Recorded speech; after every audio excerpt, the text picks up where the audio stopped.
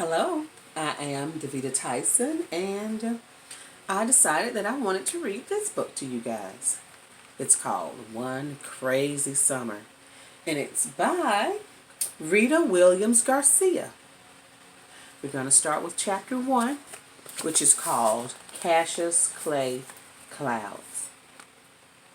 I advise you to get the trilogy. There are 3 books from her. Of course, she's written many books, but this is a trilogy, so you have 3 books with the same type of, with the same information. So you have this book, which is called One Crazy Summer, and then the second one, which is the sequel, is PSB11, and then the third one, is why I call it a trilogy, is called Gone Crazy in Alabama. So I've read all 3 this summer, and I think they were great. So great that my plan is to read it to you guys. So again, Cassius Clay Clouds, Gone Crazy in Alabama, Chapter 1. Good thing the plane had seatbelts and we'd been strapped in tight before takeoff. Without them, that last jolt would have been enough to throw Vanetta into orbit and Fern across the aisle. Still, I anchored myself and my sister as best as I could to brace us for whatever came next. These clouds weren't through with us yet, and dealt another Cassius Clay left and a right jab to the body of our Boeing 727. Vanetta shrieked and then stuck her thumb in her mouth. Fern bit down on Miss Pattycake's pink plastic arm. I kept my whimper to myself. It was bad enough my insides squeezed in and stretched out like a monkey grinder's accordion. No need to let anybody know how frightened I was. I took a breath, so when my mouth finally opened, I'd sound like myself and not like some scared rabbit. It's just the clouds bumping, I told my sisters, like they bumped over Detroit and Chicago and Denver. Vanetta pulled her thumb out of her mouth and put her head in her lap. Fern held on to Miss Pattycake. They listened to me. We push our way up in the clouds get mad and push back, like you and Fern fighting over red and gold crayons. I didn't know about clouds fighting and pushing for a fact, but I had to tell my sisters something. As long as Vanetta kept her fear to one shriek and Fern kept hers to biting Miss Pattycake, I kept on to spinning straw, making everything all right. That's mainly what I do. Keep Vanetta and Fern in line. The last thing Pa and Big Ma wanted to hear was how we made a grand Negro spectacle of ourselves 30,000 feet up in the air around all these white people. You know how Pa is, I told him. No way he'd put us on a plane if it were dangerous. They halfway believed me, just as I had that soft plastic arm pulled out of Fern's mouth. Those Cassius Clay fighting clouds threw our 727 another jab. Big Ma, that's Pa's mother, still says Cassius Clay. Pa says Muhammad Ali or just Ali. I slide back and forth from Cassius Clay to Muhammad Ali. Whatever picture comes to mind. With Cassius Clay, you hear the clash of fists like the plane getting jabbed and punched. With Muhammad Ali, you see a mighty mountain greater than Everest, and can't no one knock down a mountain. All the way to the airport, Pa had tried to act like he was dropping off 3 sacks of wash at the laundromat. I'd seen through Pa. He's no Vanetta putting on performances. He has only 1 or 2 faces. Nothing hidden, nothing exaggerated. Even though it had been his idea that we fly out to Oakland to see Cecile, Pa never once said how exciting our trip would be. He just said that seeing Cecile was something whose time had come. That it had to be done. Just because he decided it was time for us to see her didn't mean he wanted us to go. My sisters and I stayed up practically all night, California dreaming about what seemed like the other side of the world. We saw ourselves riding wild waves on surfboards, picking oranges and apples off fruit trees, filling our autograph books with signatures from movie stars we'd see on soda shops. Even better, we saw ourselves going to Disneyland. We had watched airplanes lift up and fly into blue sky as we neared the airport. Every time another airliner flew overhead, Leaving a trail of white and gray smoke, Big Ma fanned herself and asked, "Whew, Jesus, why?" Big Ma kept quiet long enough. Once inside the terminal, she let it all hang out. She told Pa, "I don't mind saying it, but this isn't right. Coming out to Idlewild and putting these girls on a plane so Cecile can see what she left behind. If she wants to see, let her go on an airplane and fly out to New York." Big Ma doesn't care if President Kennedy's face is on the $50 or if the airport is now officially named after him. She calls the airport by its old name, Idlewild. Don't get me wrong, Big Ma was as mad and sad as anyone when they killed the president. It's change she has no pity on. However things are stamped in Big Ma's mind is how they will be, now and forever. Idlewild will never be JFK.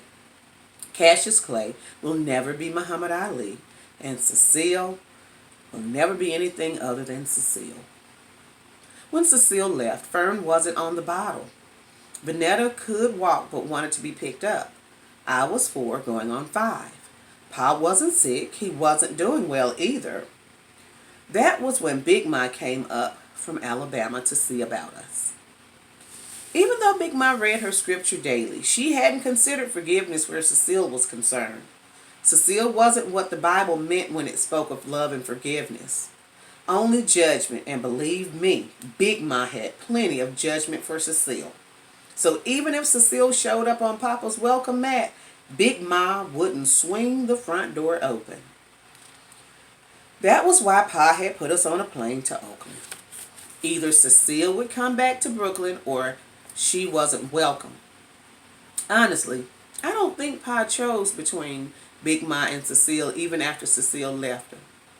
I don't think he could choose, And us, even after Cecile proved Big Ma right.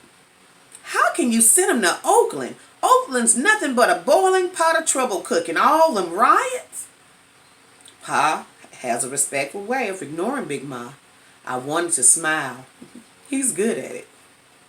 A shrill voice had announced the departing flight to Oakland. All 3 of us had butterflies. Our first airplane ride. Way up above Brooklyn. Above New York. Above the world. Although I could at least keep still. Vanetta and Fern stamped their feet like the holy rollers at a revival meeting. Big Ma had grabbed them by the first scuff of fabric she could get a hold of, bent down, and told them to act right. There weren't too many of us in the waiting area, and too many of them were staring. I'd taken a quick count out of habit. Vanetta, Fern, and I were the only Negro children. There were 2 soldier boys in green uniforms who didn't look any older than Uncle Darnell. High school cap and gown one day, army boots and basic training 4 days later. 2 teenage girls with afros. Maybe they were college students, and one lady dressed like Jackie Kennedy carrying a small oval suitcase. Big Ma had also scouted around the waiting room. I knew she worried that we'd be mistreated in some way and sought out a grown brown face to look out for us. Big Ma turned her nose up at the college girls with afros in favor of the Negro lady in the square sunglasses and snappy suit toting the equally snappy oval bag.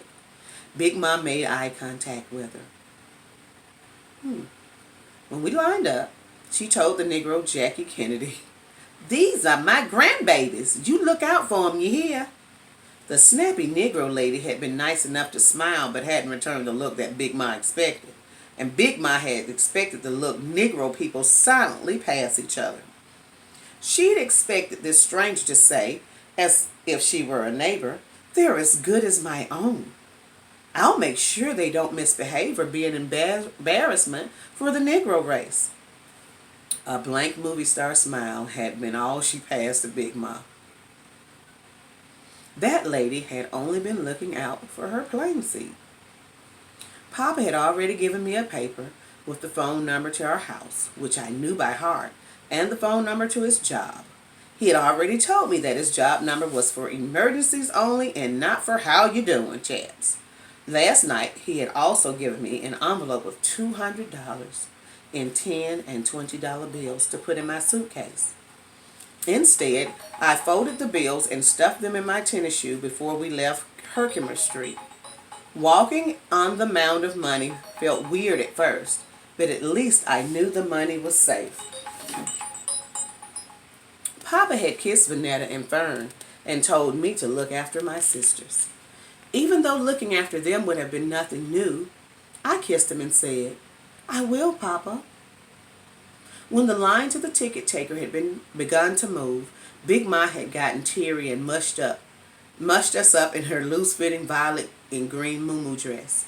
"Better come on and get some loving now." She hadn't had to finish the rest about how this might be the last time in a long while for kissing and hugging. A flash of memory told me Cecile wasn't one for kissing and hugging. I had a lot of those memories clicking before me like projector slides in the dark. Lots of pictures, smells, and sounds flashing in and out. Mostly about Cecile, all going way, way back. And what I didn't remember clearly, Uncle Darnell always filled in.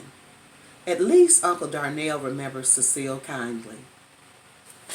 Well, that is all for Chapter 1 of One Crazy Summer by Rita Williams Garcia. The next chapter is Golden Gate Bridge. See you then. Bye.